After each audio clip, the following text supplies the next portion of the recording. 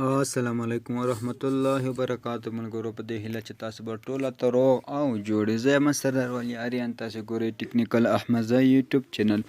ملګرو ډېر خوښ مې یو ځل بیا تاسو ته په نوې او خوندورې ویډیو کې حاضر یم انشاءالله ملګرو په نننۍ ویډیو کې دا طریقه درته کوم چې موږ څنګه کولی شو خپل د موبایل څنګه کوم اپلیکیشن چې زموږ موبایل سیټ کې د هغه میموري کارډ ته واړو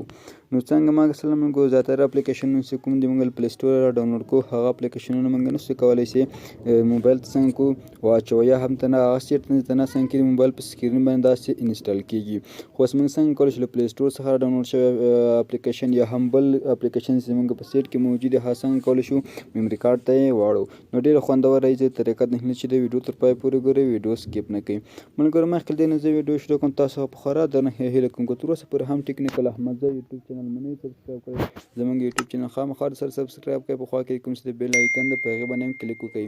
او بیل آیکن په آل ته ورسوئ تر څو زموږ هر نوې اپلوډ شوی معلوماتي ویډیو ټوله مخکې لومړی تاسو ته درشي نور مو که ویډیو سره خوښ شوه ویډیو لایک کړئ خپلو ملګرو سره شیر کړئ اوس زه د ویډیو طرف ویډیو شروع کوو نو دلته ملګرو تاسو خپل راسئ د خپل موبایل سیټینګ ته موبایل سیټینګ سره دلته اپشن ده ملګرو د ایپس په نوم د ایپس اپشن باید کلیک وکړو کله چې دا اپشن ووهو دلته موږ ته خپل د موبایل اپلیکیشنونه څومره دي ملګرو هغه ټول څنګه دلته موږ ته راوړي هر اپلیکیشن چې تاسو غوښتل سیټ ته واړوئ مثلا زه غواړم دغه ایزي پی په نوم اپلیکیشن چې ده دا غواړم ځان ته څنګه کوم سیټ ته واړوم دلته هم چې کله به د باندې کلیک وکړو بیا به ملګرو څنګه دغه سیټ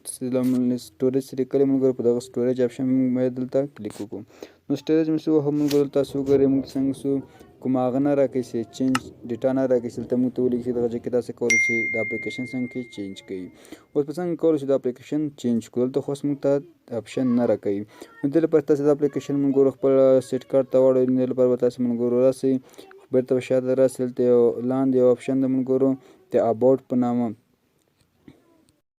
دا لاندنی اپشن موږ چې کوم لیکلی اباوټ فون په دې اباوټ فون باید موږ ملګرو دلته کلیک وکړو اباوټ فون مو چې وهو دلته به راسي ملګرو سافټویر انفارمیشن نو دا سافټویر انفارمیشن باندې به کلیک وکړو دلته ملګرو بل اپشن د بیل نمبر په دې بیل نمبر باندې موږ 15 کلیک وکړو نو دا بیل نمبر د ملګرو په دې کلیک یو صحیح شو ملګرو تاسو کله تاسو خپل موبایل کوډ ورکړئ دلته خپل د موبایل کوډ پکې وهم کله مو چې موبایل کوډ پکې وهو دلته بیک شاته راسئ چې بیک راوتل ملګرو دلته لاندې بل اپشن تاسو وګورئ ډیوال پیور اپشن په نامه یو اپشن ملګرو موږ ته راوښته په دې باید ملګرو دلته کلیک وکړو هر کله مو چې دلته دې باندې کلیک وکړو لاندې یو بل اپشن د ملګرو هغه باید موږ دلته کې پیدا کړو هغه څنګه کو آن کو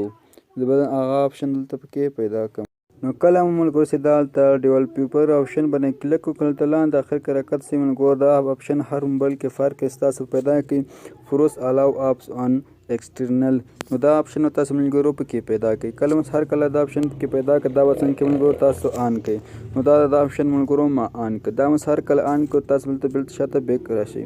هر کله چې بیک راغی ملګرو دلته به تاسو بیا راسئ ایپس باندې کلیک وکړئ دلته تاسو کولی شئ دا څه اپلیکیشن هم چې دلته موبایل کې پراته دي هغه څنګه کوي بیرته سیټ ته انتقال کوي یا هم میموری کارډ ته انتقال کوي هماغه اپلیکیشن ایزي پی باندې زه کلیک کوم ایزي پی مې چې وهو دلته به سټوریج باندې کلیک وکړم تاسو ملګرو دلته وګورئ څنګه چې موږ ته چینج په نامه یو اپلیکیشن بخښنه سره یو اپشن راکړو نو کله تاسو په دې چینج باندې کلیک کړئ تاسو ته به دوه دانې صفحې درکړي انټرنل سټوریج او سیټ کارډ ایس ډي کارډ نو زه غواړم چې ایس ډي کارډ ته د اپلیکیشن انتقال کړم نو په ایس ډي کارډ باندې کلیک کوم دلته مو ملګرو دلته لیکلي موف نو په دې باندې کلیک کوو نو دې باندې چې کلیک وکړو نو دا به څنګه چې ملګرو سلو ته روان شي اوس څلور اتیا شو داسې هر کله سلو ته ورسېدو نو دا اپلیکیشن به څنګه شي میموري کارډ ته انتقال شي نو تر څو به لږ انتظار وکړو تر څو دا اپلیکیشن څنګه شي میموري کارډ ته انتقال شي نو دا د ملګرو دا اپلیکیشن څنګه شو میموري کارډ ته انتقال شو همدارنګه ملګرو تاسو ته هر اپلیکیشن څنګه کولی انتقال مثلا د اپلیکیشن میکر باندې زه کلیک کوم دلته تاسو بیا سره سټوریج باندې کلیک وکړئ دلته څنګه چینج باندې کلیک وکړئ چې مشو هلته سیټ کارډ ورته انتخاب کړئ سر کوم سیټ کارډ ورته انتخاب کړو ملګرو